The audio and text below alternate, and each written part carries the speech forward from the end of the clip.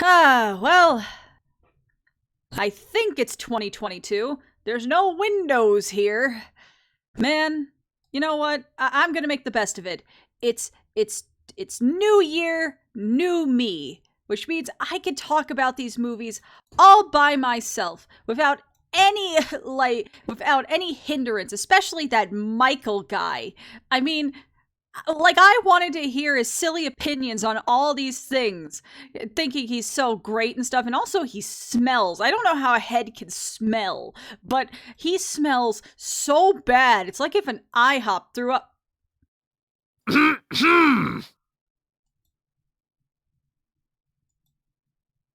Oh, hey. Hi. So what you heard was my monologue for my audition tape for the Real World But look, they like the drama, Michael. They like the drama.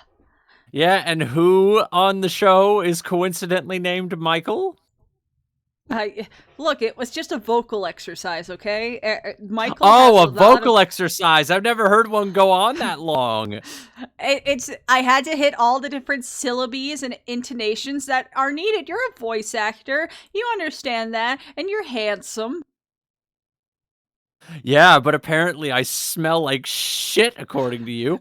I said you smelled like an IHOP that threw. Oh, I am saying that this Michael smells like an IHOP who throw up. Oh! So now you're gonna put more salt in the wound with my old job. Also, how do you know what I smell like? You don't even have a fucking nose. Neither do you. I smell with my tongue. I'm like a snake. You know what also has a tongue? Bill Murray. And Bill Murray was in Osmosis Jones. We should talk about that. Great intro for the first episode. Hello, everyone. Welcome to the Power Bottom Hour. Hi. Welcome to Cinema Gremlins. When are we going to get to a point where we just change it to the Power Bottom Hour and no one ever mentions it? It'll be in like episode 30 or something. But happy New Year, everyone! And what better way to celebrate the new year than by talking about a film about disease and people getting sick? Because that's not completely relevant. Michael, why is Eugene Levy here? I don't know, Ghost Editor. Why is Eugene Levy here? What happened to Dan? Did Eugene kill Dan? We're not talking about Schitt's Creek here. Get out of here, Michael. Eugene. Michael, I think Eugene killed Dan. Okay, so we replaced one Canadian. Soon we're going to have the entire SCTV cast on my One SCTV member with another. Oh, no. Or wait, was Dan on SCTV or just SNL? Dan wrote... at least Dan's brother wrote on SCTV. I think they both got their start on SCTV. It was like in the later seasons. But then he went on to do SNL. Someone fact check me. I'll check. But yeah, we're talking about good old Osmosis Jones. A movie I mean, this is why the pill? Why the pill? Why the pill? Why the worst fucking face he makes in the entire movie? He's looking at you. Well, look at her. I don't know. Stop. Get away. Get out of my ear. Out of my ear. Out of my ear. Ah! David Hyde Pierce is saying things to me that I don't like. Oh, there we go. He's one cell of a guy. Is that actually on the poster? Yes. Oh my god, I've never noticed that before. But yes, Osmosis Jones, which was released in 2001. 2001.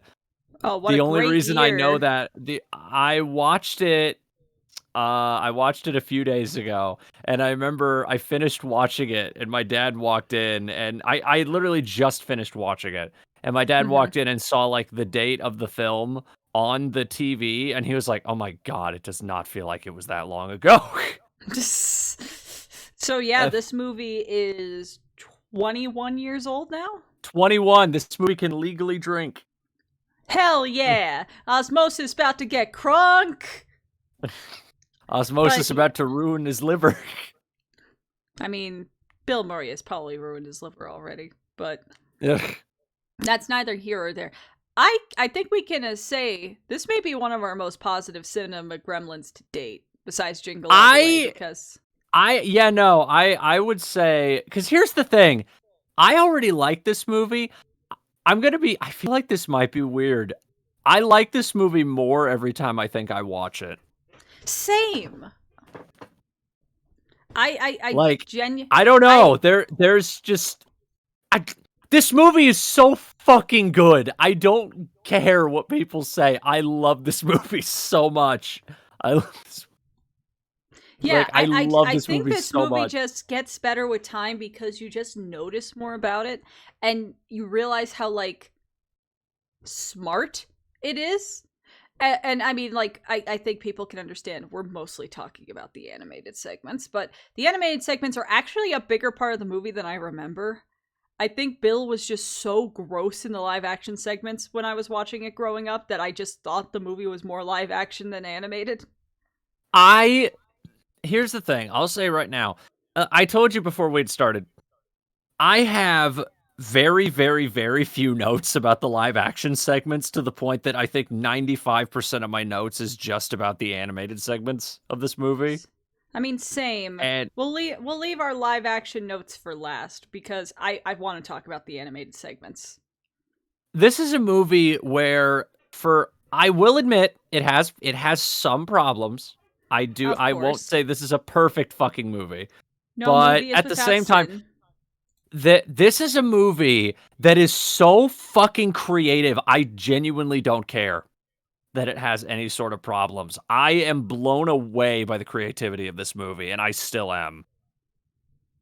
Yeah, I for one, it's a beautiful movie. Oh, you know what? Before I get into it, if you don't know what Osmosis Jones is about, Had you basically never had a science class, that's basically all I can that say. yeah, but like the skinny is there's a little white blood cell named Ozzy who's basically like an ostracized police officer, and he, along with this begrudging partner Drix, who's a cold pill, is trying to solve why their host body Frank, who's played by Bill Murray, is getting sicker and sicker, and because of an unknown virus that mimics the common cold named Thrax, and I played think they've by Lauren said Fishburne. I remember looking it up. I think they've said that Thrax is supposed to be based on two diseases. I think it's primarily supposed to be like scarlet fever, from what I Yeah, recall. scarlet fever with a name that borrows from anthrax, which it was actually a prevalent thing back in the day because people were getting anthrax mailed to them. It was the same year, no, it was a couple years after. Because remember, I don't think a lot of people in this day and age remember this happening. At least Zoomers probably don't know that this happened. What was it, Mm-hmm. like 98, 99? It was just a few years before 9/11. Yeah. There was I think it was primarily Washington D.C. where this happened. There were a lot of political figures and politicians and members of government getting anthrax in their mail and getting Uh, sick, and people were fucking dying from it. Actually, it was the same year. It was September Oh my god, 18th of it was the same year as 9/11? it was September 18th, 2001 to October 12th, Oh 2001. my god. 2001 was a terrible year. George Harrison died 9/11 in this. What was the meanest joke I ever heard about Osmosis Jones, but also one of the funniest jokes I ever heard about the movie was like, well, Osmosis Jones was the second worst thing to happen in 2001. Oh no, that's objectively wrong. Oh, it is. It's no, but I remember when I first heard that joke, I'm like, that's so fucking me, but I will admit I chuckled at it. So I mean, you to any bad movie in 2001, you could say that was the second worst thing to happen in 2001. But to be fair, fucking Freddy Got Fingered came out the same year. yeah, But yeah, so that's basically what Osmosis Jones is about. And there's also a lot of like political humor and police thing. Like, keep in mind, this movie was originally going to be PG-13, and I think it was going to be all animated. It was going to be 100% animated and PG-13. Which, oh my god, I know that apparently there is a lot of the unused stuff from Osmosis Jones in existence, and I want it. And apparently they're trying to restore a lot of it, like the testicle scene. Out of context, that sounds really bad. The PG-13 footage, or yeah, apparently a lot. So there are people who are trying to restore it and everything. Well, I remember on the DVD there were like several deleted scenes from what I recall as a kid. Yeah, but apparently someone has like a work print copy of this that has those scenes. Really?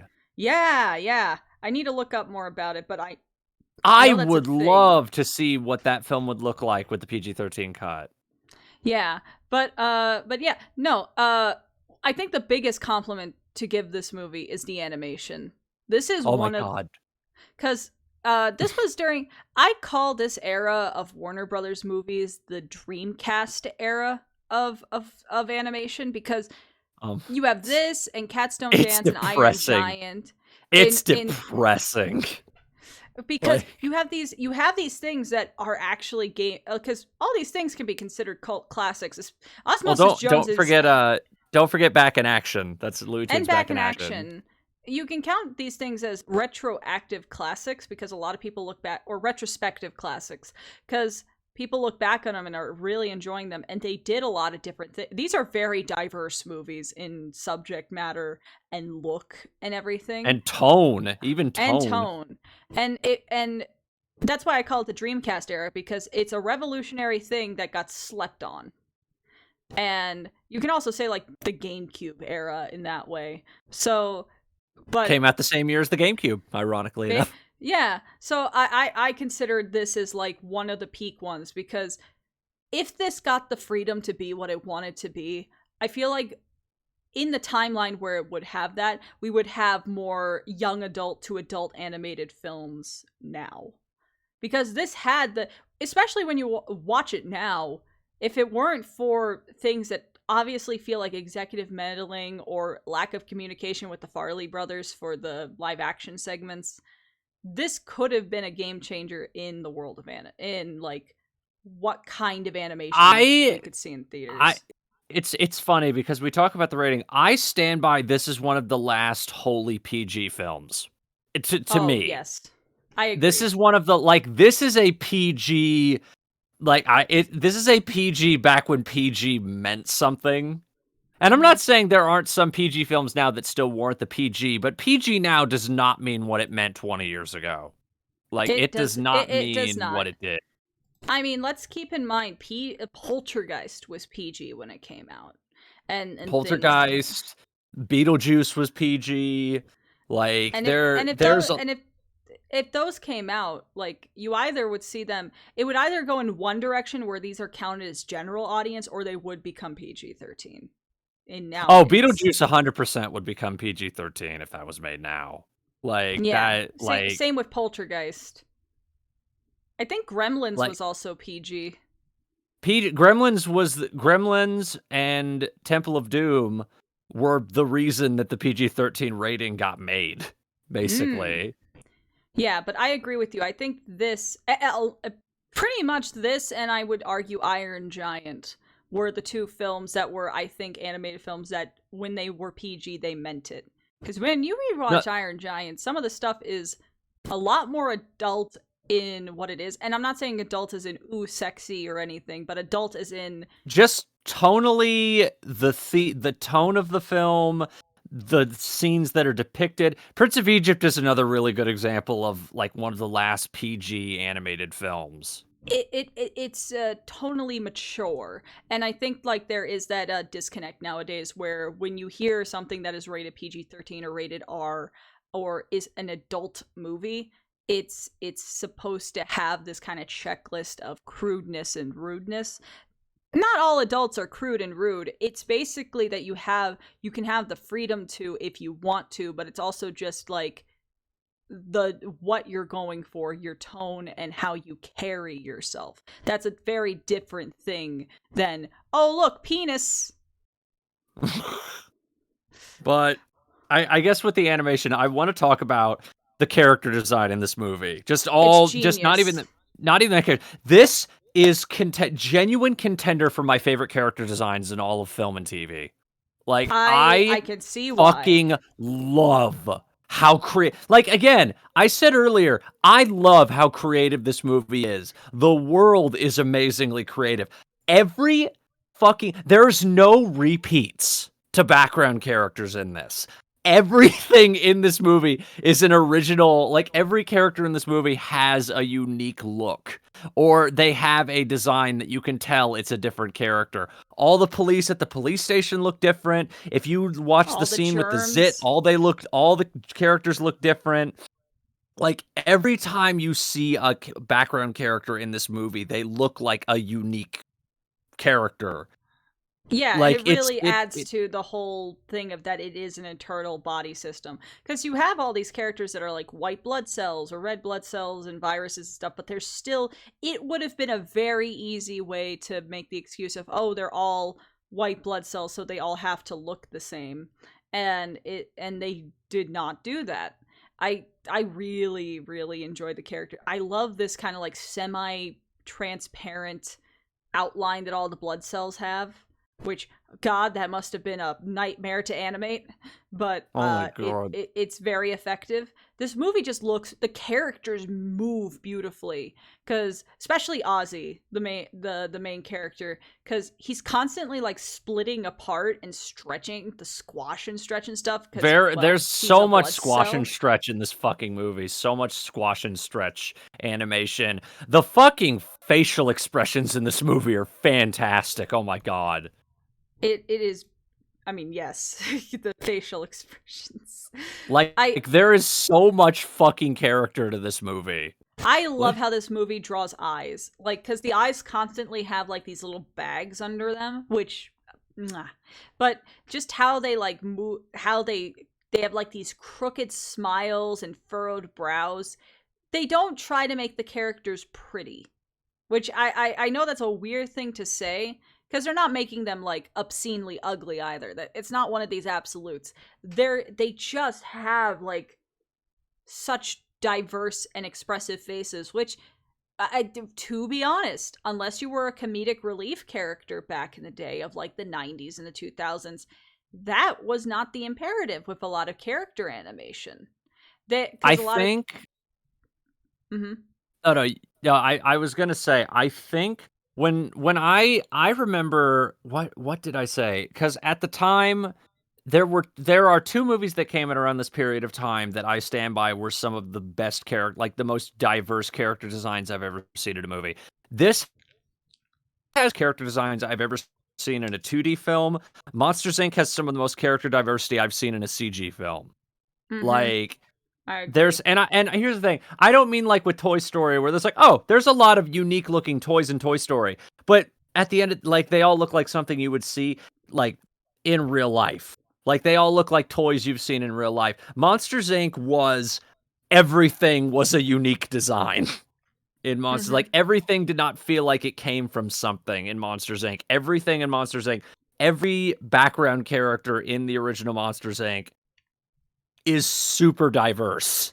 and Like, and, I'm and still not amazed just to this day in, that whole world feels like a giant world. and not just in look, like the character acting in Monsters Inc. is all, everyone has their own like lurch and movement and stuff, which is very, very nice. And it's the same thing in Osmosis Jones. Everyone has a different way of strutting and carrying themselves. Also, Ozzy is one of the few 2D animated characters that can have like the individual teeth drawn and it works.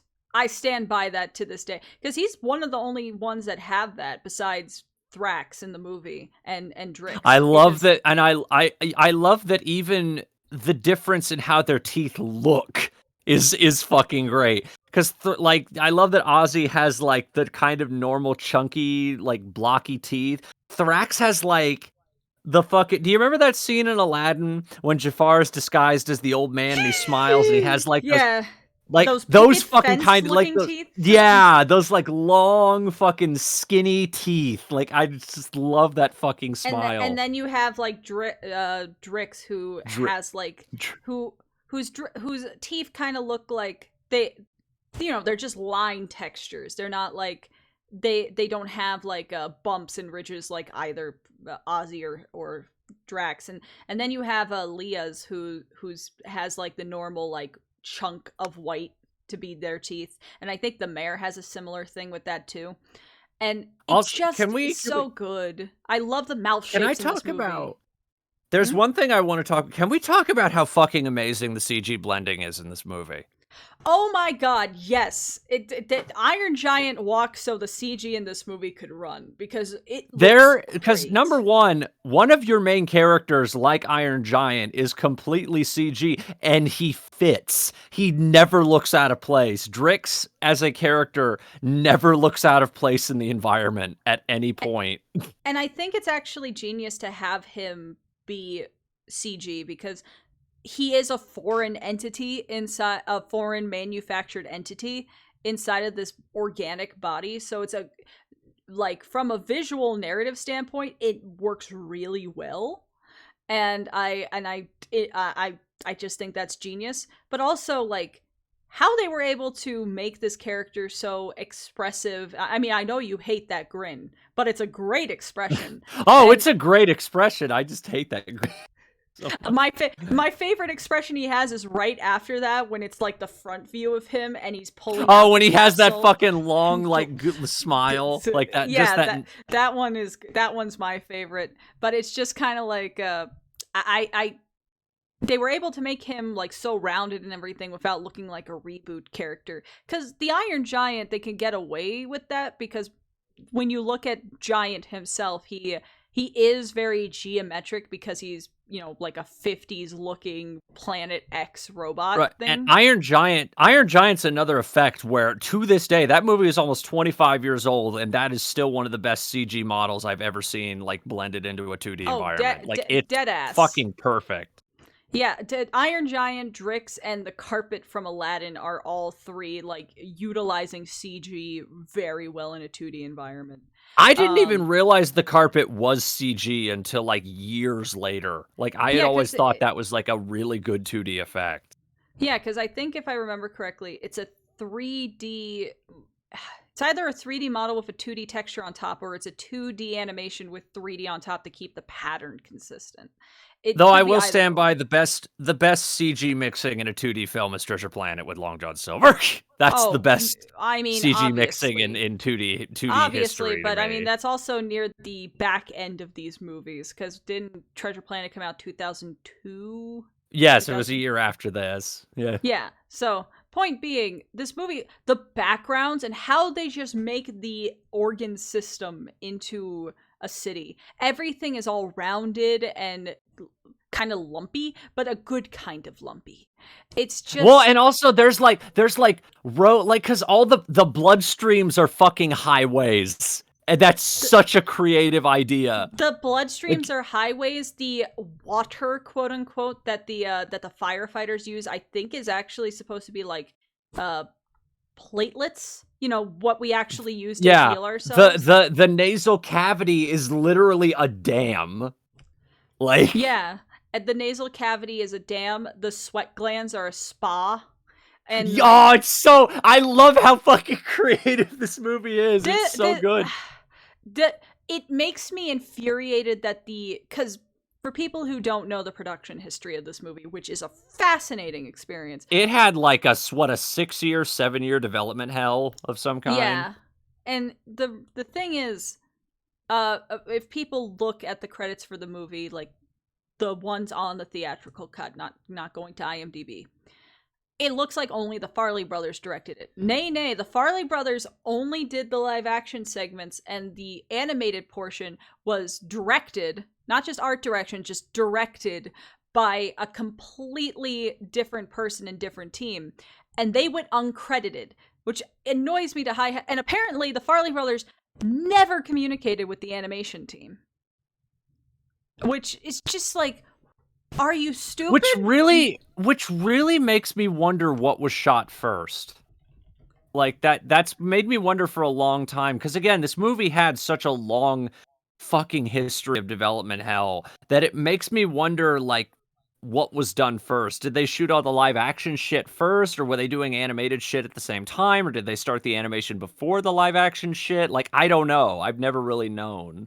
Yeah, because the Farley brothers did the live action segments, and then the directing credit for the animated segments is a mix between Piet Kroon and Tom Sito, which I think, if I remember correctly, Tom Sito I've heard helped. I've He heard helped with Little Mermaid, Beauty and the Beast, basically all the Renaissance movies, and then he also worked on Ants, Prince of Egypt, Spirit, and it was the storyboard director for the first Shrek movie.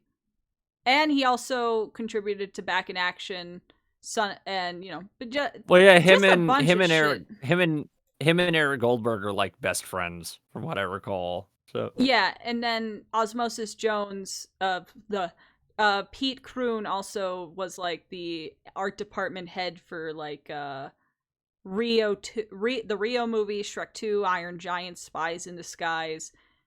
So experienced people, and they didn't even get credited, even though I'm sure if you actually timed how long each of the animated versus live action, the animated is on screen longer. I don't know who wrote that contract, but they should get slapped. It But I know that this film was like just development hell. But I think, if I remember correctly, the animated sequences went into production as planned, and then the live action sequences took a considerable amount of time. So basically, the live action segments were just reactions to the animated stuff, and even then, the animation takes a long time. So whatever the time span of considerable amount of time is, there were probably segments of the animated portion that were still rough draft or storyboard, or just didn't have visuals yet, that the Farley brothers were like, if you like, for the people watching, if you want context to how long this film's production took, there is a Easter egg in Iron Giant for this movie, which came out in 1998. Like if you like, there is it's actually a very, very, very sad Easter egg. What's the Easter egg? It's a newspaper that Kent is reading, I believe, and there's a little section on the newspaper that says Jones saves studio. Oh, no. And if you know how badly this movie bombed, I mean, we're that talking makes that even more depressing. A $70 million budget with $14 million in box office. And now that didn't even make like 30% of its budget. I would love to see the because with Iron Giant and Back in Action and stuff, I always would love to see the metrics of home media release, because this movie actually did really well on home media. Well, same. Iron Giant did like 3 times better on TV and video sales than it ever did at the box office. I mean, it says something that the movie did so well in home media that they made a TV show that ran for 2 years for Osmosis Jones. Coincidentally, I watched a couple episodes of it before we started because I actually wanted some reference. That show, I have not watched that show. I love Ozzy and Drix. Fucking 15 years. I probably haven't watched that show since 2006. That theme song slaps. Ozzy and Drix's theme song slaps so hard. The show is not. I don't think the show is as good as the movie, but I think the show is still a lot of fun. Oh, it's a fun show. So I'm like, obviously there's going to be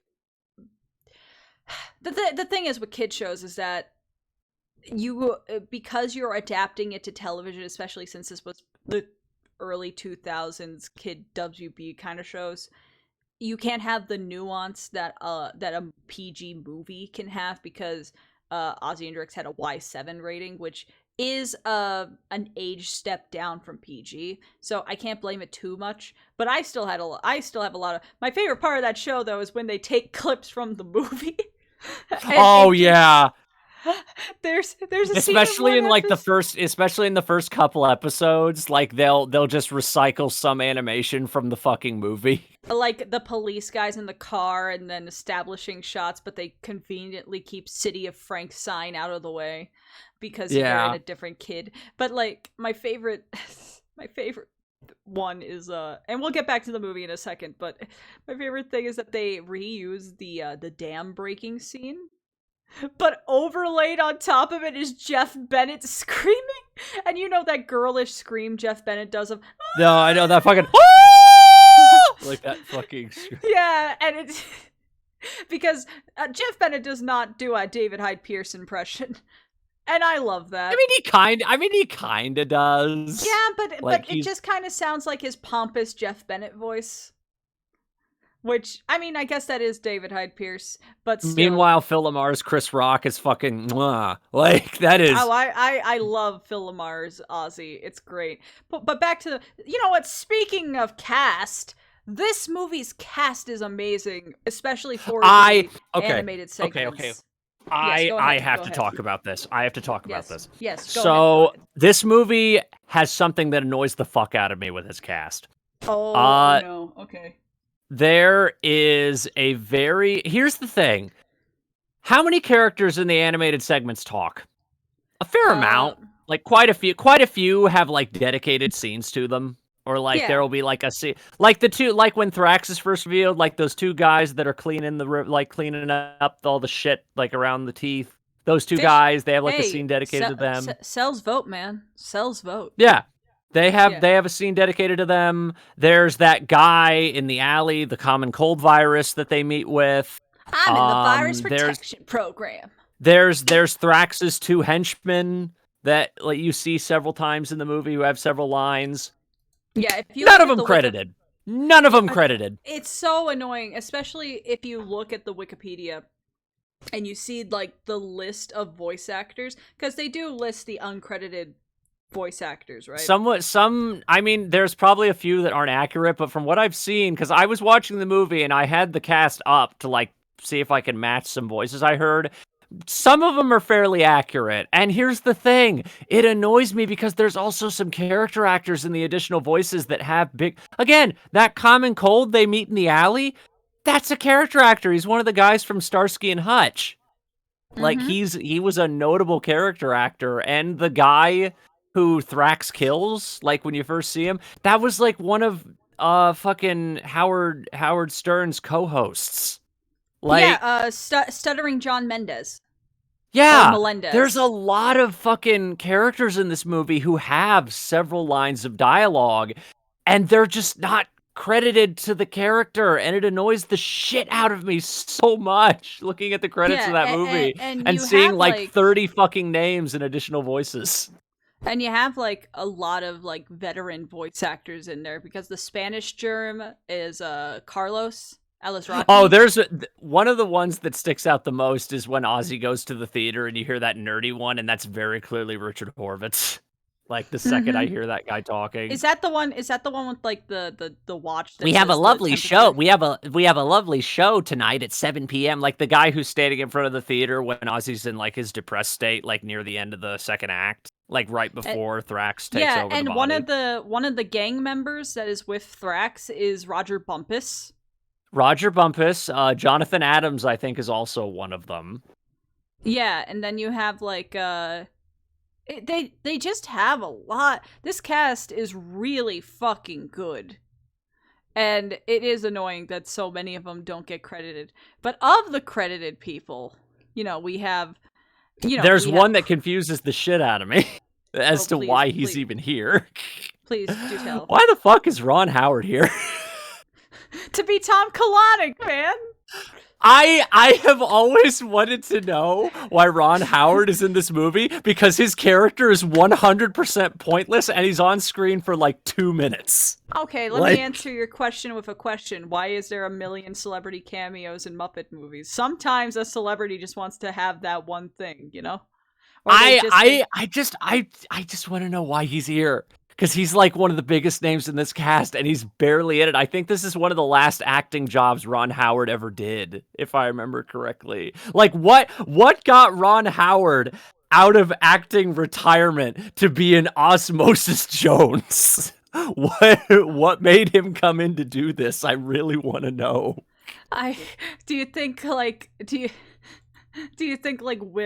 Shatner or someone called him being like, "Hey, Maybe? I don't know. Like, his reminder, Ron Howard basically retired from acting in the early 80s. Like, he basically retired around, like, 82, 83. So I don't know why the hell he's in this. I think Like, that's I think because, you know, he was producing and directing and stuff, so maybe he had a project going on at Warner Brothers at the time, and so he was just kind of there, and maybe someone was like, "Hey, you want a cameo?" and then showed that it was like this JFK looking ass Jimmy Carter like XP, and he's like, maybe some Andy Griffith flashbacks happen, and he was like, yeah, sure. I'm trying to see. Okay, was the Grinch wasn't Warner Brothers, was it? No, I think that was Universal. No, it was Universal. Was Ed T. I'm looking at the movies that came out at the time. The only other thing I see. No, he wasn't doing anything for Warner Brothers at the time. Then you know what? The mystery deepens, and we will find. I know. One day we will find out. We need to do a BuzzFeed Unsolved Mysteries, but just for why the hell certain celebrities are in pointless roles. Why the fuck is Ron Howard in Osmosis Jones? I mean, you want to know one of the weirdest cast choices that I saw of like, why is fucking the you know, the Marlon Brando ass germ boss that Thrax. That's like one of the only people I couldn't figure out who the hell it was. It's Steve Susskind, which if you don't know the name, you know the guy in Monsters Inc. who does the countdown for the scare team? Yeah, the guy. Yeah, okay. Yeah. He's also the chef that quits after all the annoying things that Cusco and Yzma say at the restaurant.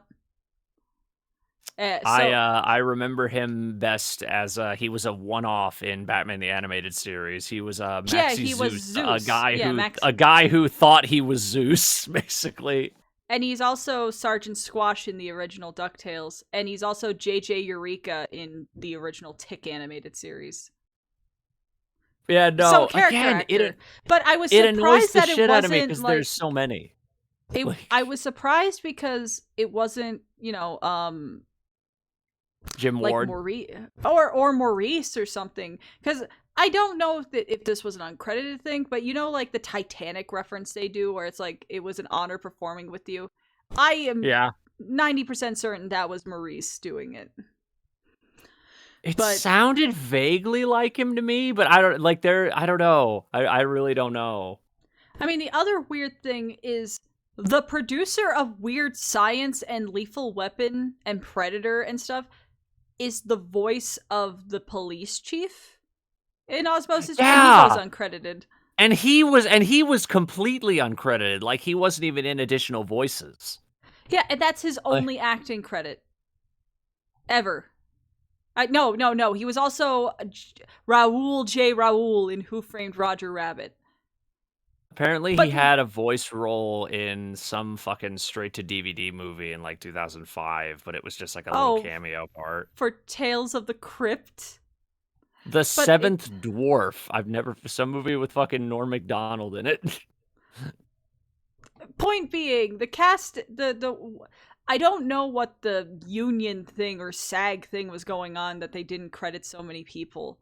But let's talk about the credited people, because the celebrity cast for this movie is really fucking good. Yeah. That's the thing. Who do you start with? That's kind of good. Here's the thing. It's not a massive celebrity cast, but like every single person credited is very notable. Yeah. Well, because I think this is the thing, because I know there's the discourse of celebrities voicing the cartoon characters, right? However, I can't really. I think these characters are perfect with, like, the voices are just so synonymous, because you have Chris Rock as Ozzy. Osmosis was originally going to be played by Will Smith. I prefer Chris Rock. To be honest, it's kind of like Well, how I think they might have modeled him a little bit after Chris Rock. I think that's the yeah. other thing. Because I feel like if they had Will Smith playing it, they probably would have modeled him a little bit more after Will Smith. Yeah, but I feel like personally, I think Chris is good at doing the trying to be cool but still neurotic, and I think at that point in his career, Will Smith was more of like, hey, Willie Smith really cool kind of thing. I feel like Will the Smith, tone. I think, had just done either Men in Black 2 was about to come out, or it was like coming out that year. Yeah, I forget I just when it think came Chris out. Rock has a bit more manic energy to him that fits with Ozzy. But I mean, it's kind of like how in Ghostbusters, the original Ghostbusters, Ernie Hudson was not the first choice to play It was Eddie Winston. Murphy. Yeah, and I don't want the timeline where Eddie Murphy was Winston, because I feel like Eddie would not be able to restrain himself enough to do the everyman reacting to the weirdness that Ernie does. Well, here's the other thing. If Eddie Murphy was in that movie, he would have been a bigger role. That's kind of the other thing. Yeah, but point being, I prefer Ernie as Winston. But yeah, we have Chris Rock as Ozzy, which he does a fantastic performance. I personally like his performance as Ozzy more than Marty in Madagascar. Oh, way and more. I really like I think Osmosis is like Jones is a way more interesting character than Marty and is. I know this sounds bad. I think I like Ozzy's character and performance because I feel like in Madagascar they really played up the stereotypical aspects of Chris Rock's performance more than than Ozzy's, because Ozzy has a lot more nuance to him and a lot more of an arc than Marty does. Can we talk about? I want to talk about David Hyde Pierce, because I fucking love David Hyde Pierce, and this was like one of the most perfect roles you could have given David Hyde Pierce. I think Drix is my favorite David Hyde Pierce role ever. Like, right below is him in Frasier, but this is one of my favorites. He is perfect as Drix. To this day, I don't know if this was a joke or not. But I don't know if casting David Hyde Pierce as a pill was a joke. But if that was a joke, that is the fucking best in-joke casting I've ever seen in an animated film. Because that's every fucking character he plays. So... And he's just so perfect at being that awkward kind of like straight man, but also like... This movie gives him so many opportunities to be funny, and like I think people sleep on David's comedic timing. David Hyde Pierce was my favorite. Like, Niles is my favorite character on Frasier because David Hyde Pierce is so fucking Doppler. Funny on that show. And I love Doppler in Treasure Planet. We need David Hyde Pierce to and the stick. God, he just had a lot of voice acting roles in that. He had so many fucking voiceover roles in like the late '90s, early 2000s. Because he was also barely done anything. He was also the stick bug in Bug's Life. But studios, rehire David Hyde Pierce. I want to hear more. I have missed seeing David Hyde Pierce in voiceover roles for so long, because I genuinely think he just has an inherently funny voice. Not like a cartoonishly funny voice. I just think inherently he has like the perfect snobby voice. He just has that way of carrying. It sounds like whenever he's talking, he's putting his chest upwards. Not like puffing out your chest like a manly man, but like with that kind of curved upward posture kind of thing. Your nose is a little bit up in the air. It's just such a particular voice. But David's performance in this is so fucking funny, because you have like, I mean, this is an obvious thing, but you know when he's starting to dance in the Zit Club and he's like, "Oh baby, oh mama, surrounded." It's just, they really gave him a lot of freedom with this one, and I love the how's dish when the one time that Drix is 2D animated. Is when he breaks his face. Yeah, and then him and Chris have such a great chemistry. The puns in this fucking movie, oh my god. I don't give a shit. I love pun humor so much. One of my favorite lines in this entire movie is a joke that goes by so quick from Drix, but I love it. Mm-hmm. Is when he talks about when they first meet and they're in the car and they're just talking, like, Jones is like, "Okay, where are you from? Like, what do you do?" And Drix says, "I was top of my class at Phi Beta Capsule." That's one of my favorite jokes in the entire movie. It's just that one quick little pun. Then there's like one of my favorite exchanges between I'm gonna talk about a lot that I love, but one of the first interactions between Drix and Ozzy, with him being like, "I'm here to soothe your irritated areas." Ah, not on the first date, Drips. It's Drix. That's what I said. I think you said Drips with a P. With a P. Like, that's so, like, we don't have buddy comedies that are written as well as this movie. I can't even remember the last time I saw a really good buddy comedy. Maybe The Nice Guys. Like, that's maybe like the last time I saw like a really good buddy comedy. And then, you know, to move on from them, and we'll get back to them because the characters of Drix and Ozzy are wonderfully written. We have Lawrence Fishburne as Thrax. Oh, one of the best animated villains of all time, and you can't unironically, one of my favorite villain performances ever. Like one of my favorite villain designs in any show or movie, and just one of my favorite villain performances. Lawrence Fishburne is so fucking good. Like, he went so much harder than I think he ever needed to go with this fucking movie. He is so fucking terrifying in this movie. What's so terrifying about his performance is that so much of it is so, like, subdued and just cool. He's so fucking scary because he's always relaxed. That's what's so fucking scary about him. There are 3 particular Thrax moments that just send chills down my spine of, ooh, you are nasty. In, like, there's him, when it's, both, 2 of them are inside of the, fucking, the sweat gland, where he's just like, Ebola? Let me tell you. Ebola is a case of dandruff compared to what I plan. And then when the mooks are like, "Oh, so what do you plan, bot? What is your plan? What is your plan, boss?" Deadly. And like, there's so little animation on him besides his eyebrow cocking up, and it's just like, woo! And then the most threatening monologue I think I've ever heard an animated character do. This came from a little girl in Riverside. Didn't like to wash her hands.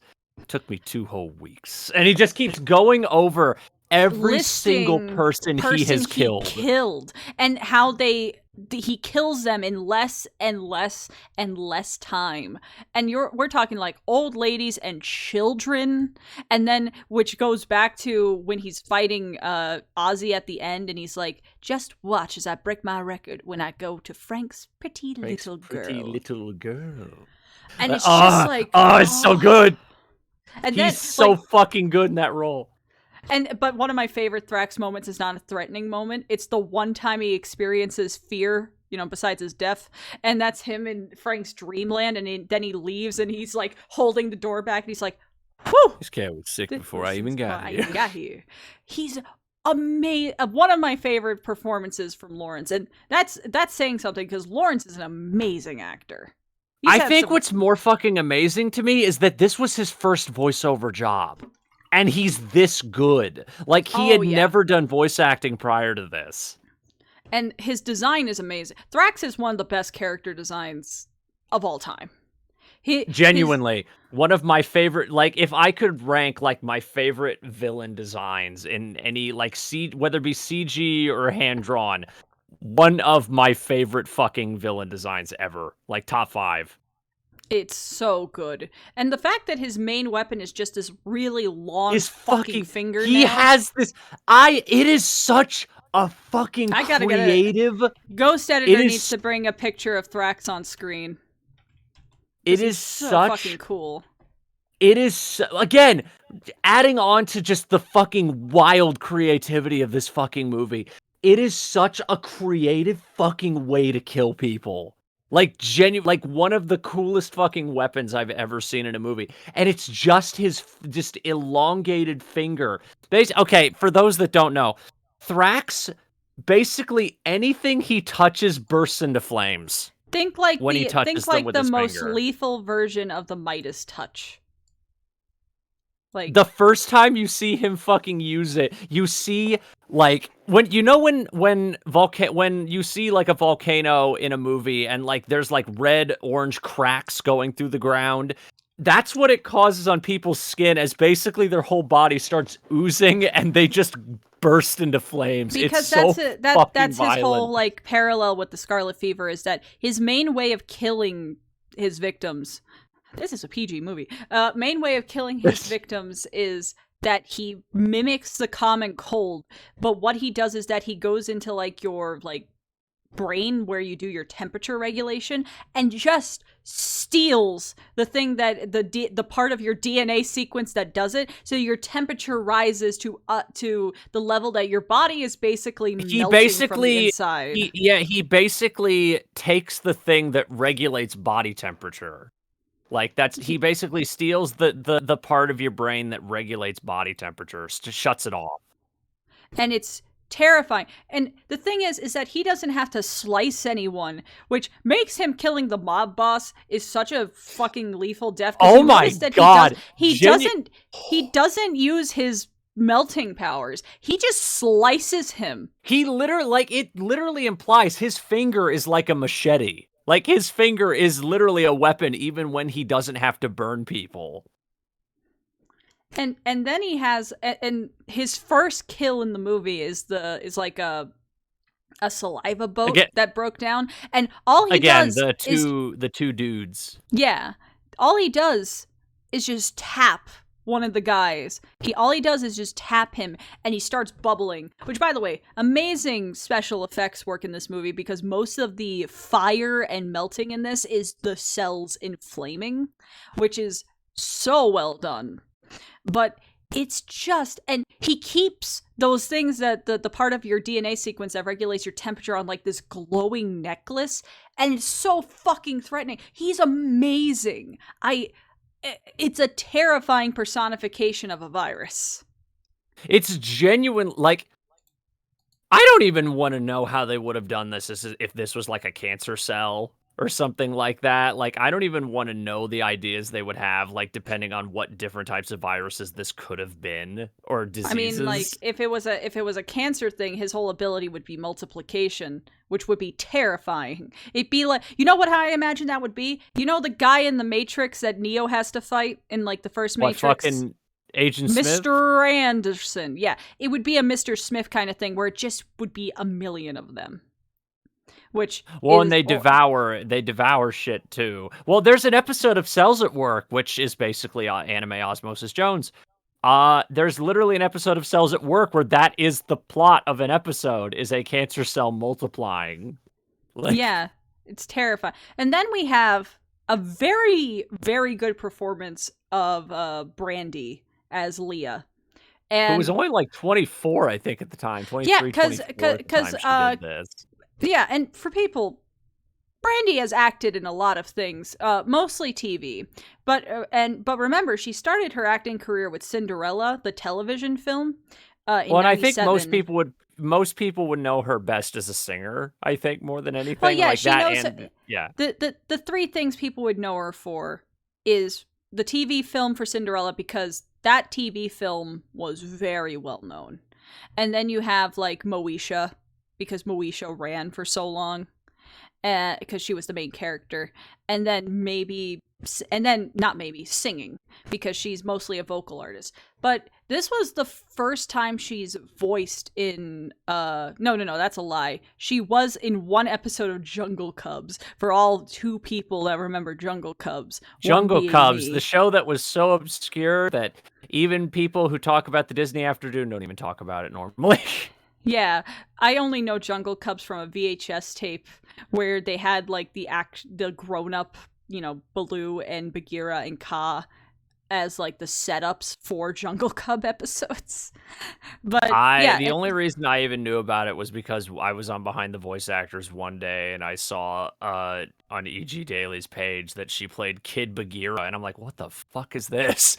I never even heard of it before. But point being, this was her first like major as an adult voice acting role, and she does a great. Like, I know one of the things that will always piss me off about me being pissed off at a Nostalgia Critic video, but like, oh my god, that fucking video, oh my god, because he's so mean towards Brandy's performance and saying that Leah is like a nothing character, and I, as someone who's rewatched the movie today, she does so, like, I mean, yeah, but she does get the whole third act, oh, the villain kidnapped her. She does a lot more than I think some people give her credit for in this movie, because she's the one who's constantly saying the mayor's a piece of shit and saying that he's not doing his job.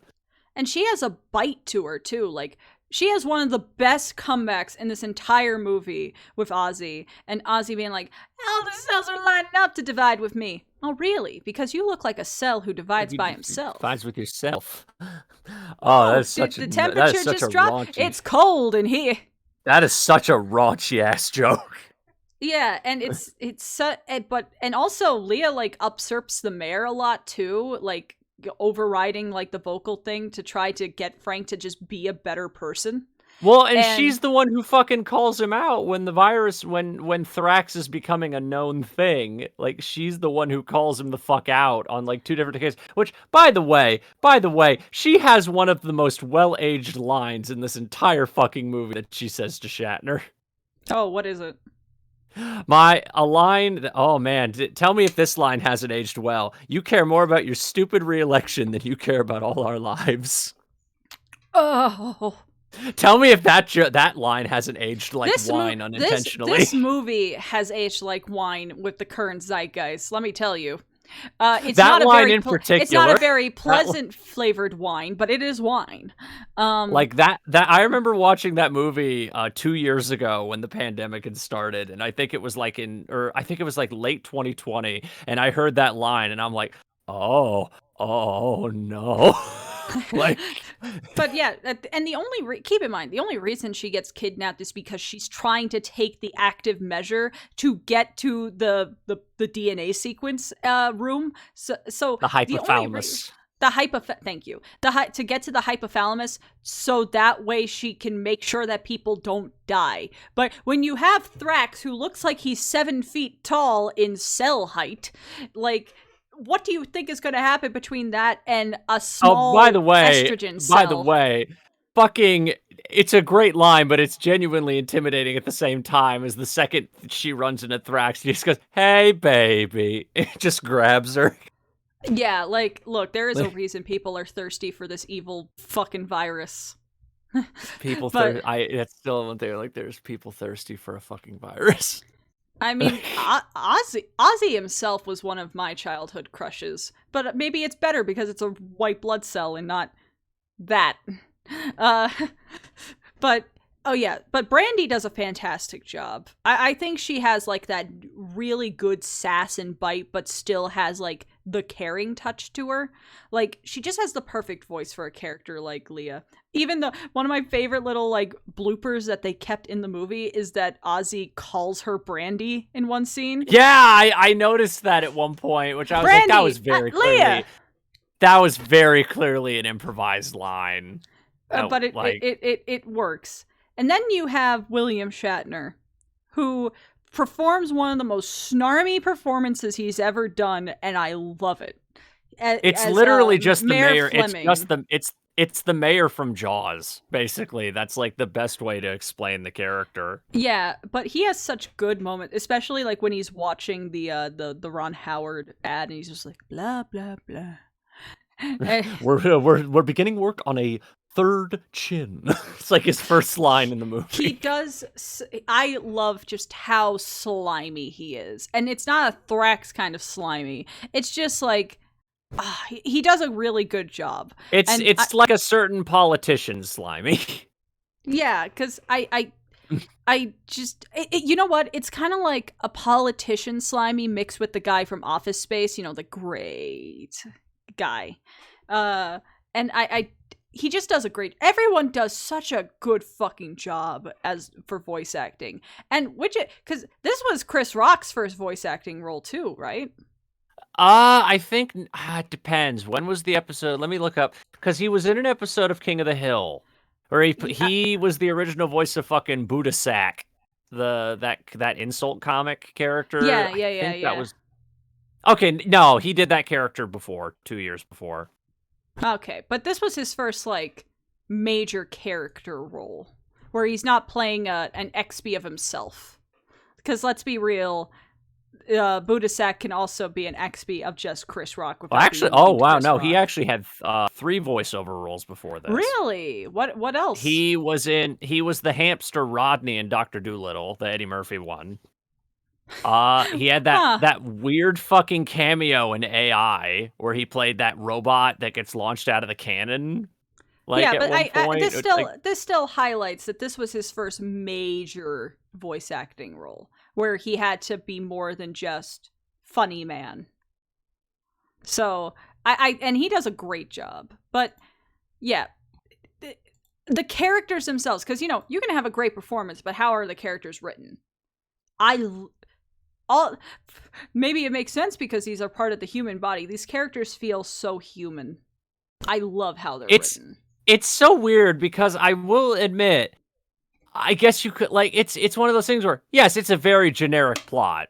It is like when you write it down on paper, if you take out the cell thing, it's a derivative idea. It is. It's the 2 cops who can't get along having to stop a bad guy, and something happens that makes them get their badge taken away. Like isn't this the plot of Beverly Hill Cop or something? Like, this is the plot of like 5 other cop movies. Like, it's not a unique plot. I mean, I have my usual defense for things like this is that there's only so many concepts in the world. Everything I know. No, I'm not even saying this is a negative. I'm just saying that's like the one that's just one thing about the movie that I could see someone say. The thing that elevates a concept, even if the concept is the most simplistic and derivative, is the characters themselves. And this is a very character-driven movie. The characters, and again, I stand by for even if you say, oh, this is a plot you've seen in like 15 buddy comedies. Again, this movie's so fucking creative, I don't care.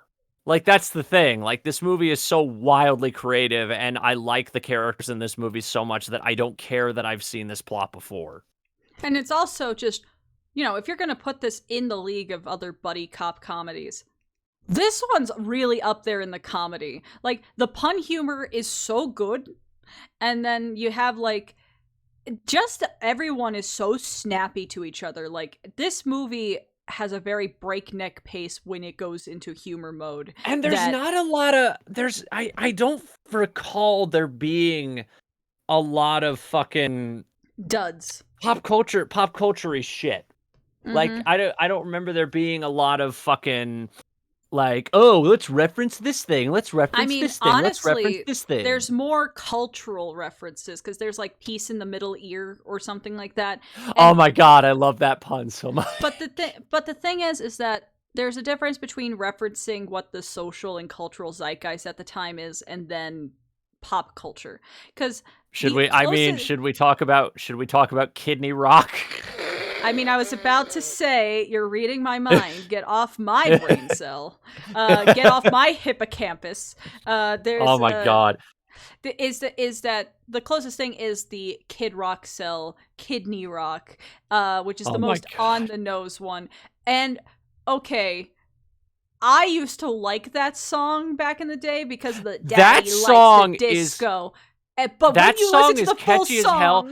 That is the worst fucking song you could have put in a kid movie. That song is catchy as fuck, and I love that scene. But oh my god, that is the worst song you could have put in a film that could be considered a family film. There's literally a line. Can I have the song lyrics pulled up? Can I read this one actual line that they were smart enough not to put in the movie? I mean, first of all, Ghost Editor, do you think you could put like a little warning on screen, like a content warning thing? Because this is a really bad fucking line. So A not line Mary again, a line Ghost that Editor. genuinely It's makes not me. Christmas anymore.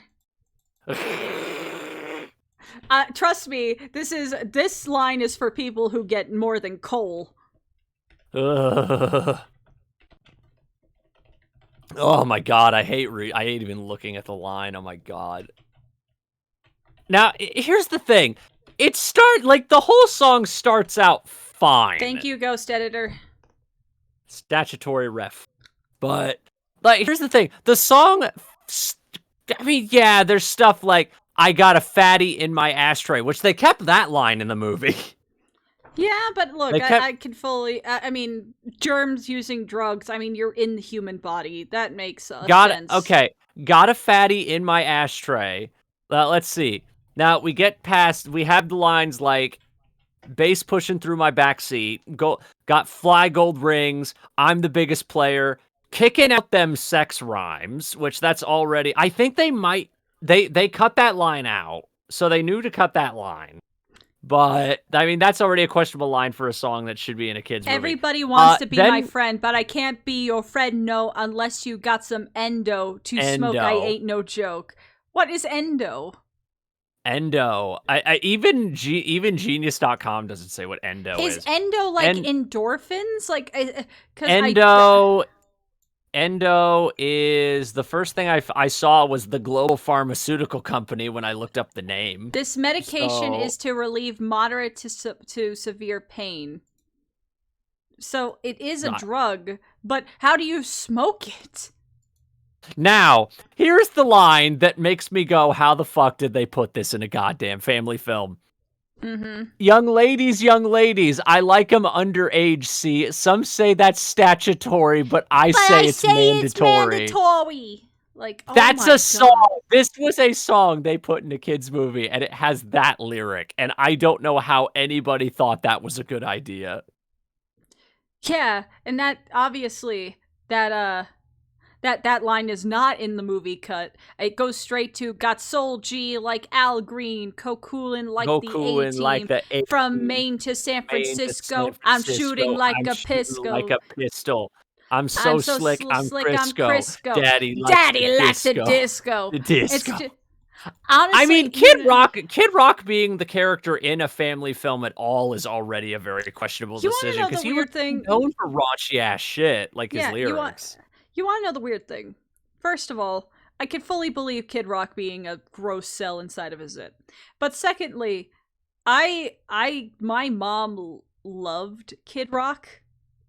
Not surprising given her character, but the song I always heard from him is also a song that sounds like a statutory song, which is like the one that goes, singing Sweet Home Alabama all summer long, because he's singing about like fucking a 17-year-old, and I'm not really sure at that point if he was also 17.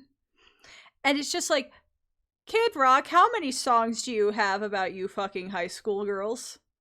This should be the concerning thing.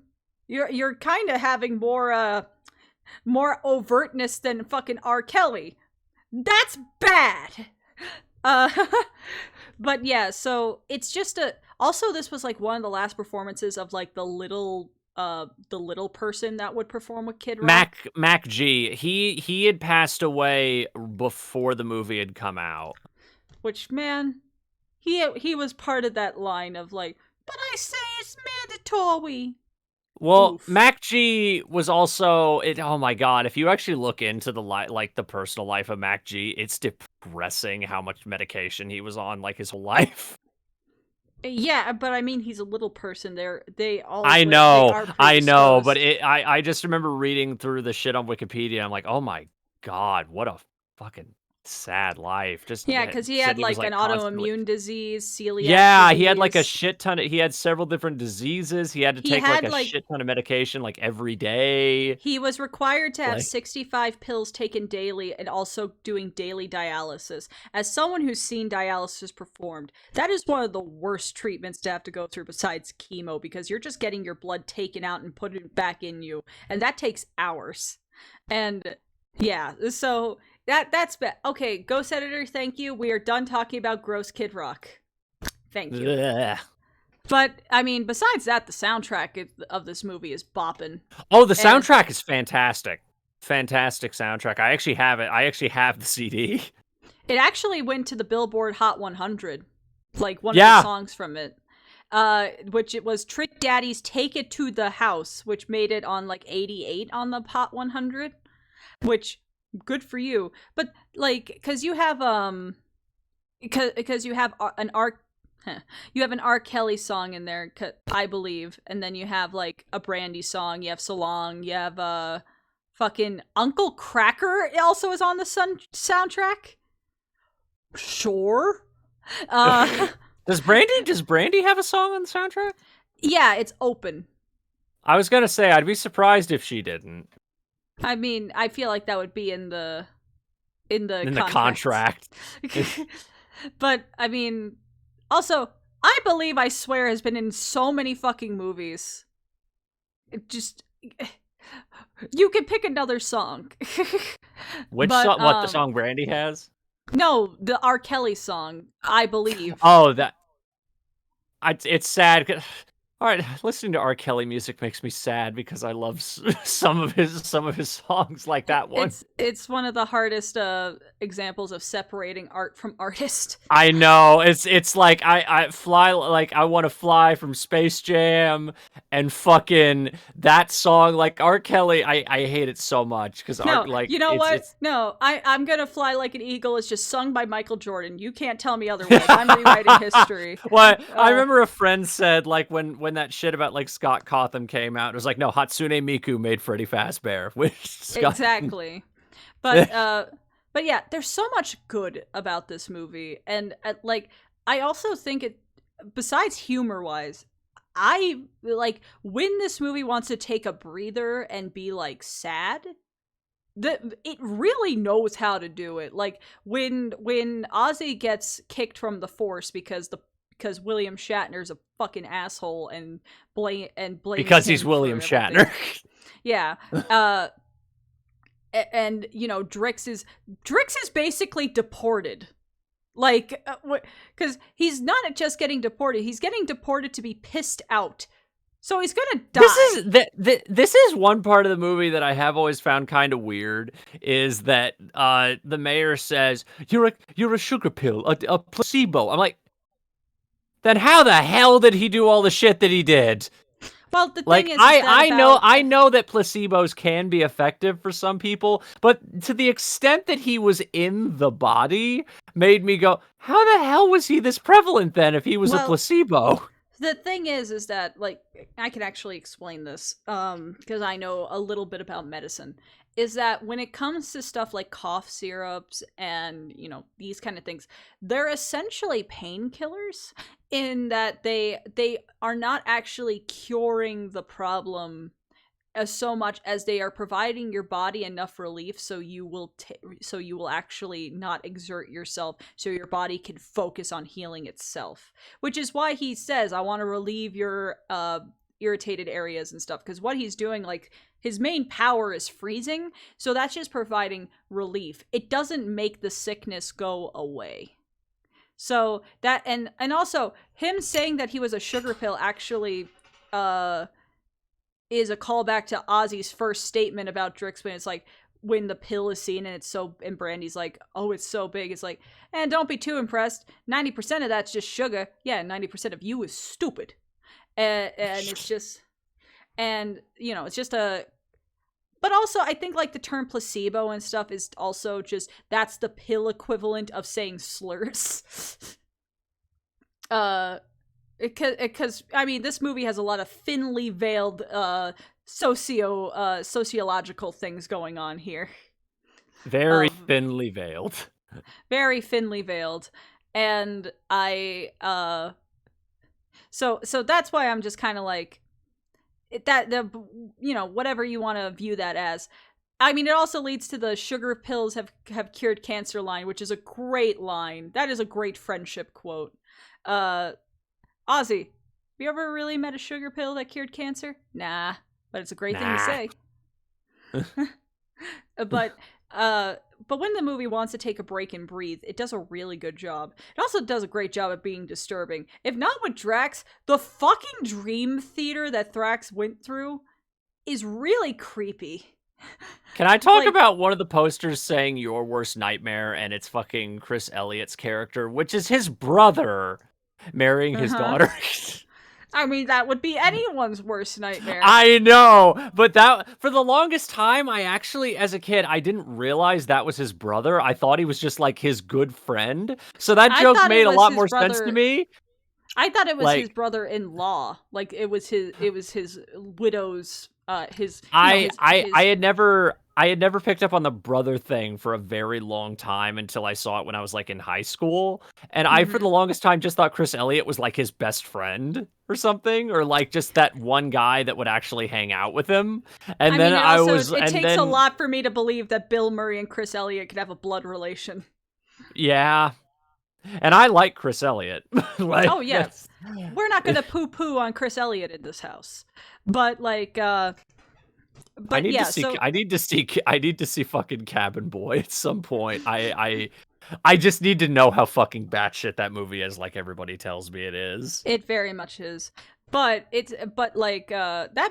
Besides the obvious I'm in school with my underwear scene, just how they frame all these like snippets of dreams and everything in this weird matrix like room is really fucking creepy.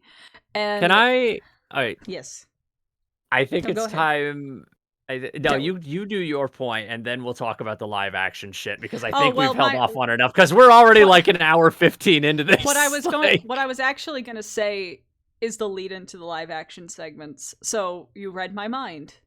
Uh but yes, this movie knows how to be very like well faceted. But then we get to live action world with Bill Murray, and I could say this watching it again, the live action segments aren't nearly as bad as I remember them being growing up. But I still stick by the only scenes, like the only part of the movie that I think the live action segments were actually good is the third act when Bill Murray is dying. yeah. Yeah, that's because that's when it stops trying to be funny. Because here's Yeah. the thing. I have my notes here, and like I told you, I have so little that I wrote about the live action segments that I literally only wrote like 3 things in my Mm-hmm. notes. Like I just have nothing to say. Like it's not even that I hated watching the live action shit. It's just it's completely uncomparable in quality. Like it's not even that it's bad per se to me. Like I don't think there are good things about it, but I don't know. There's just never a point Do Do where you think I'm there was just a like, person specifically to spray down Bill Murray so he looks like he constantly has a sheen of sweat on him? yeah, he constantly looks sweaty the entire fucking movie. Hey, Mr. What Krabs, you the? look sweaty again. Just, but Yeah, it's like, like yeah, go ahead. it's just weird. I don't know. It's just I have so little to say about the live action segments because I just feel like they still don't leave that much of an impression on me. And that's I sad for Bill Murray. That's Yeah, very sad for Bill Murray. but my one note that I had about the live action segments for what they are, besides that, because I do want to talk about the third act separately, because the third act is actually really fucking good. Um, this feels like a Bill Murray movie where they didn't let Bill Murray be Bill Murray. Because It watching it, I felt was like, it's very Bill Murray does not thrive when he's not given freedom to mess with his own lines, and you Well, could that's why tell. I'm wondering if how he agreed to this, because Bill Murray's like weird stipulation because he doesn't have an agent. Like his whole Mm-hmm. weird stipulation. I'm genuinely wondering how he even got involved in this, because he's never I really worked with the Forellis outside of were they in Kingpin? Did they do Kingpin, I or was that I someone else? don't know, but it just felt like they were like, you have to follow the script one. And maybe that is because the live action segments were made after the animation, so they had to make sure it hit the certain beats that it needed to. Okay, But they did do Kingpin, so maybe that's how they got a hold of him or something. I don't know. but my But point being is that I feel like the scenes would have been funnier if they just had Bill kind of riff and be Bill, because it especially when he's with the girl, because Bill can have good chemistry with kid characters and stuff. But he needs to be able to riff and be himself, and it just didn't. I feel like you could have replaced this actor with any other actor, and it would have been the same. Chris Elliott could have I been was about Frank, to say Chris Elliott could have played this character. and Like, I think like it would have been just as effective. Honestly, I think if you flip the roles, because some of Uncle Bob's lines actually would have fit much better for Bill Murray, especially like when he has like that weird like yelping cry at the end when he's trying to calm Shane down. Shane is the daughter, but it's also just like because it highlights in the third act when because Bill is a good actor, when Bill is actually like pretending to die, pretending as in acting, the character is dying. Like, because Bill has one of the best line reads in the movie, and it's at the end when he's like, "Mom said Mom hi." says That hi. that will always give me a little hitch in my heart, because that's like so well done. And the whole hospital scene is very like, oh my god, I feel uncomfy watching this, and in a good way.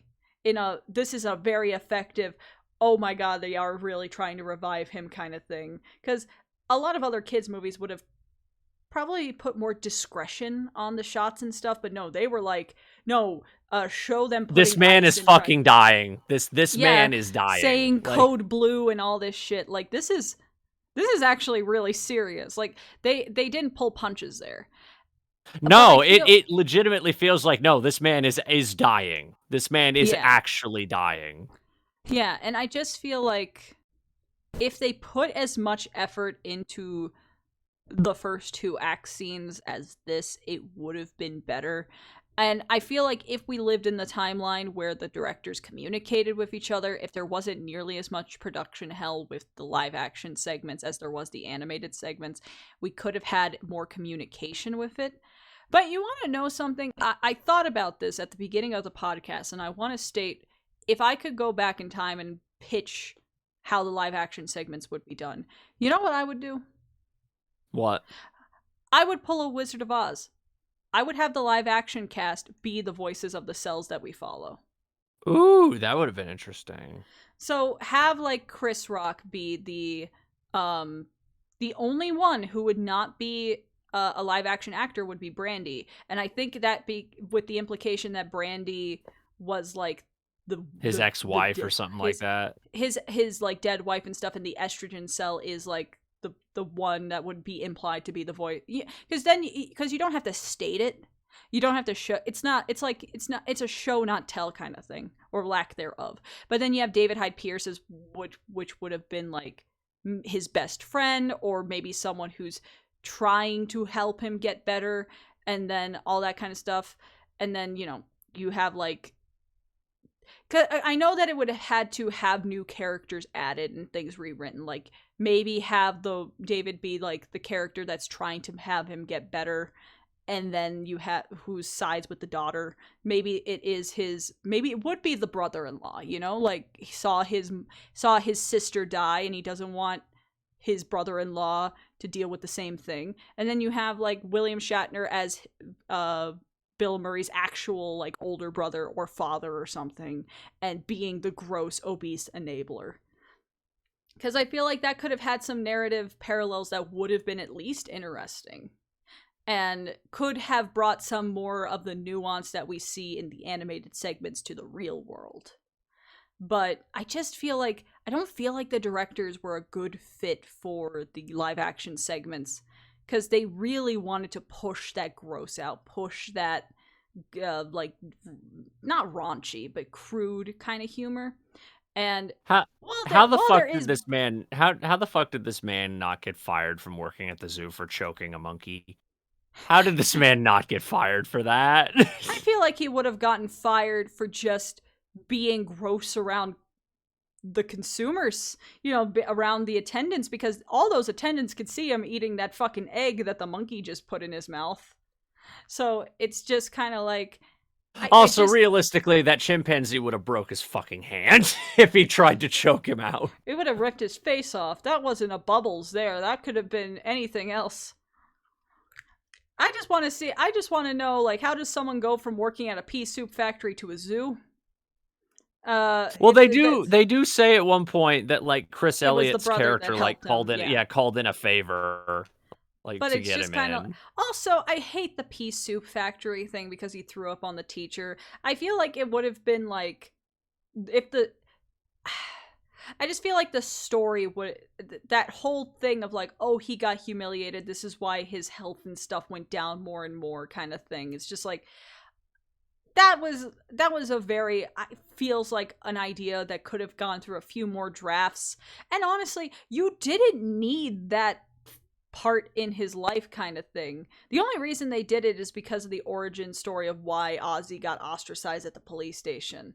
But I mean, the thing is that you could have had Ozzy get that origin story from the fact of, after Bill's wife dies, he got depressed and just started taking worse care of himself. And Ozzy keeps trying to, be a white blood cell and do the right thing. But because the mayor is such a piece of shit and just trying to enable Frank to do these bad things, that he just used his political power to make the police station ostracize Ozzy.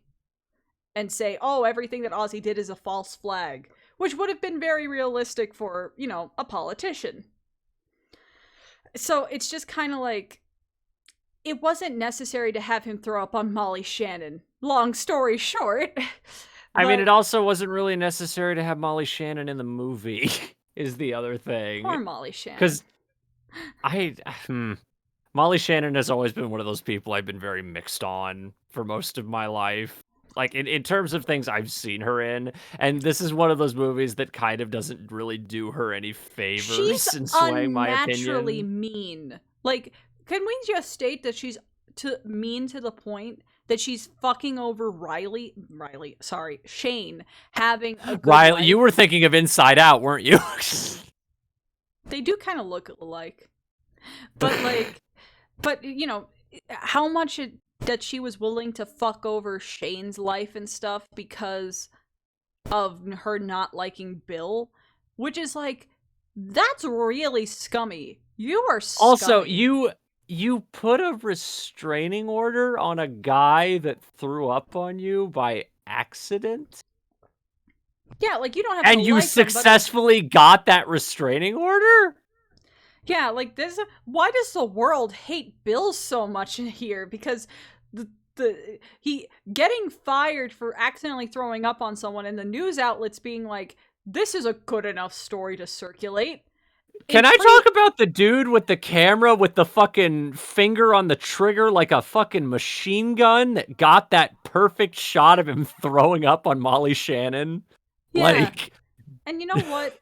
Maybe it's more palatable now because we live in the internet age where memes like that, or like someone performing a cringe thing like that, can be spread so far and wide so easily. But let's keep in mind, this was 2001. The internet was barely fucking CD-ROMs trials of a free 100 hours. Like, it just felt like... This motherfucker literally could have moved to, like, another state and no one would have ever heard of him.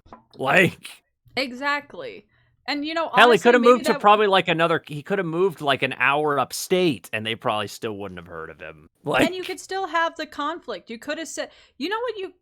Here we go. Here's a way that you could have kept Chris and Bill in the same roles and stuff. Have him move away from the original area that they were living in because of this event. You could still have Molly Shannon cameo for that. But he moves in with his brother, Chris Elliott, and takes up the job and all this kind of stuff.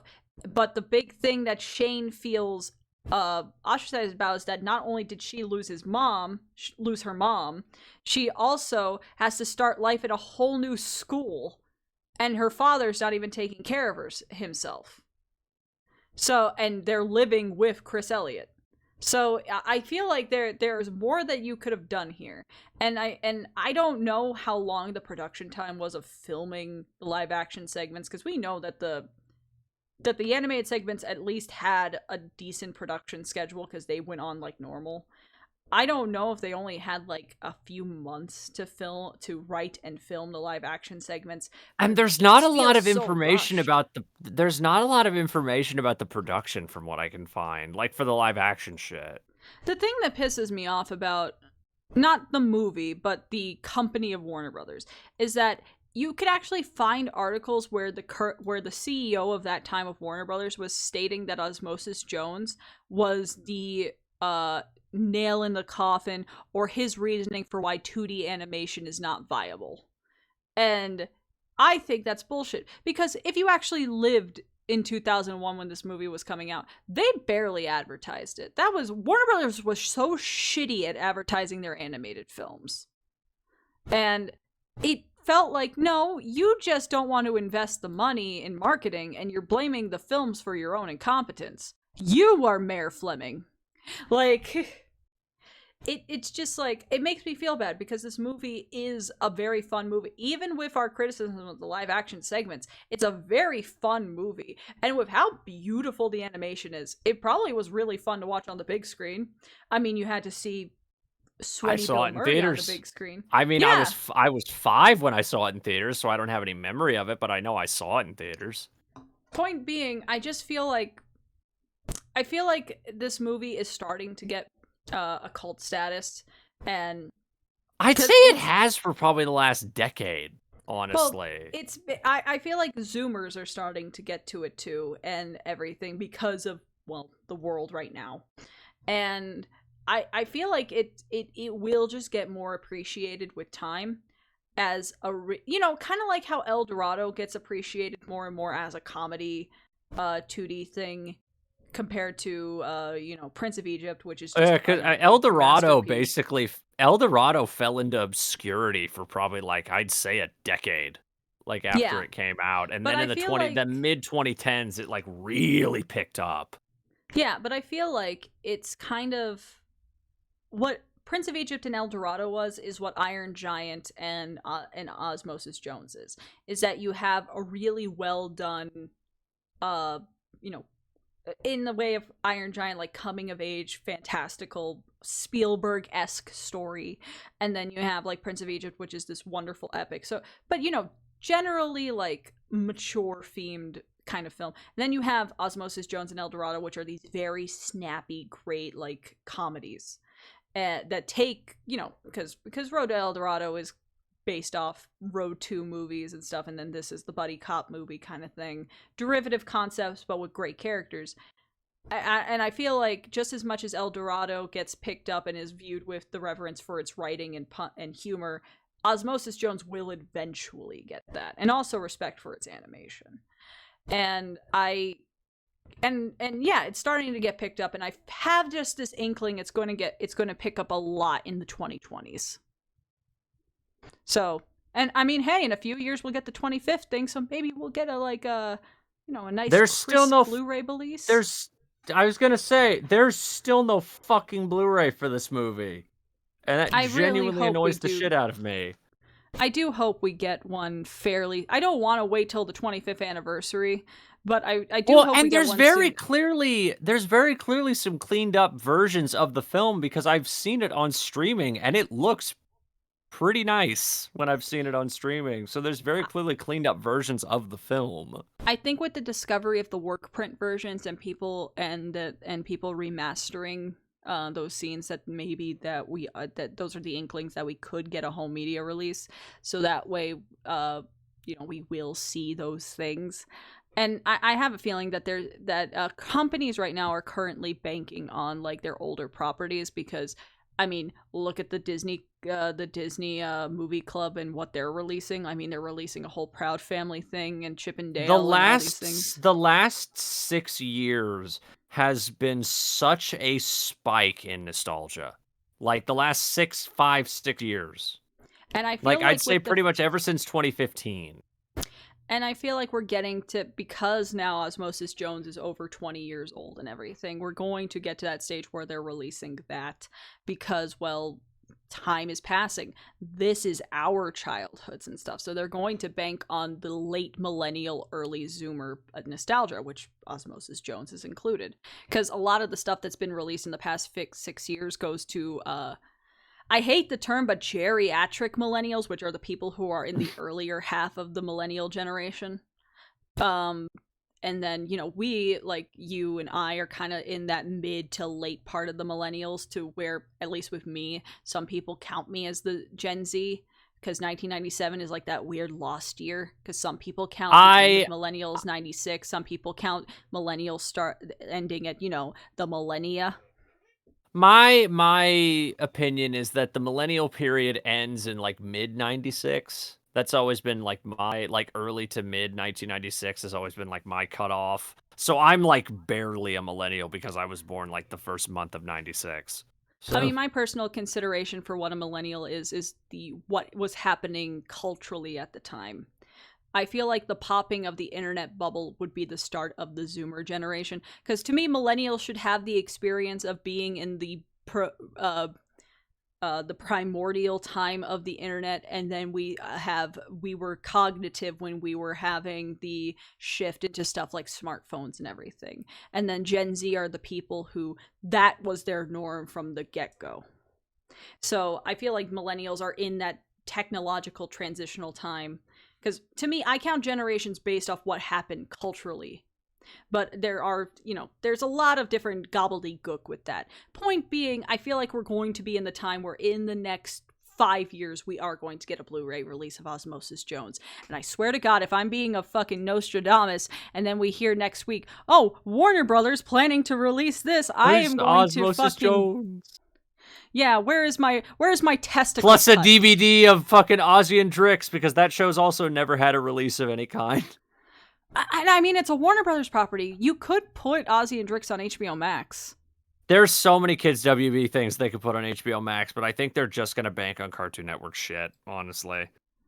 Give me the Osmosis testicle cut. Give me Ozzy and Drix. I don't care if you put up Coconut Fred. Just give me something, man. Give me fucking Shaolin Showdown, Jackie Chan Adventures, fucking... You could Static Shock on there, and that was Kids WB. I mean, I don't know how... I don't know the weird litigation when it comes to Shaolin Showdown, because I know that the rights are really weird, because the original series is done in America from Warner Brothers, and then the second series, which is the quote-unquote sequel, which was distributed production. by Disney...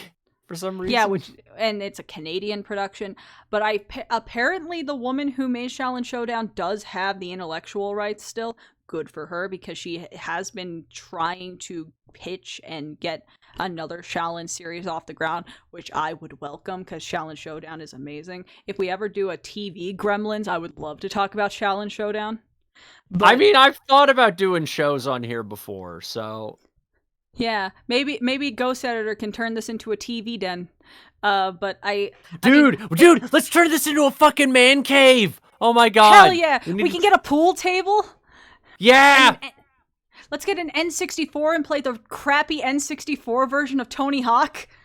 Fucking mini fridge with fucking corn dogs. Oh, no, we need to get some pizza rolls and a microwave. Dude, we have just created the best 90s man cave. Oh, and we need a fucking one of those Apple computers from like when you were in elementary school that had like the blue and green like see-through like fucking insides and shit, like one of those computers. Okay. That's what, you know what, there's going to be my final statement about Osmosis Jones is the aesthetic of this movie, with everything being like semi-opaque. The compositing in this movie is beautiful, like, because everything has like this softness and this glow. Really represents the era of like stuff of aesthetic in the 2000s, because everything was see-through. And to me, that was the peak of technology. I want a see-through iPhone. I want to see that battery melting. I have a see-through Game Boy. I want a see-through iPhone. I want to... Come on. Wozniak. Give me it. Give me Scott the Wozniak. Give me my see-through iPhone. I demand. We're working on making foldable phones. Why not see-through? Why not? Oh, man. But you know what? I think that it goes without saying with how long we talked about this movie and how much we literally, this it. is, oh my God, this is like the longest episode I think we've done. Like nearly 2 hours talking about Osmosis Jones. Which is, again, I think that's a testament to how fucking good this movie is. It's not one of my favorite movies, but I will highly recommend it. It is a fantastic movie. So thank you for joining for like one of the most positive Cinema Gremlins to date, because will this be our most positive episode ever? I don't know. I mean, who knows? We can have a great This show has basically become we defend a movie that everybody shits on for an hour, pretty much. Exactly. And you know what? What a beautiful start to 2022. A positive movie. We had a great time. And Dan didn't appear once. We don't have any fucking Dan Aykroyd. We had Bill Murray to compensate. Wait. Is that Eugene? Eugene? Michael, help! No. Michael, help! Go back to Over the Hedge. Eugene, Michael, no! No! Ah!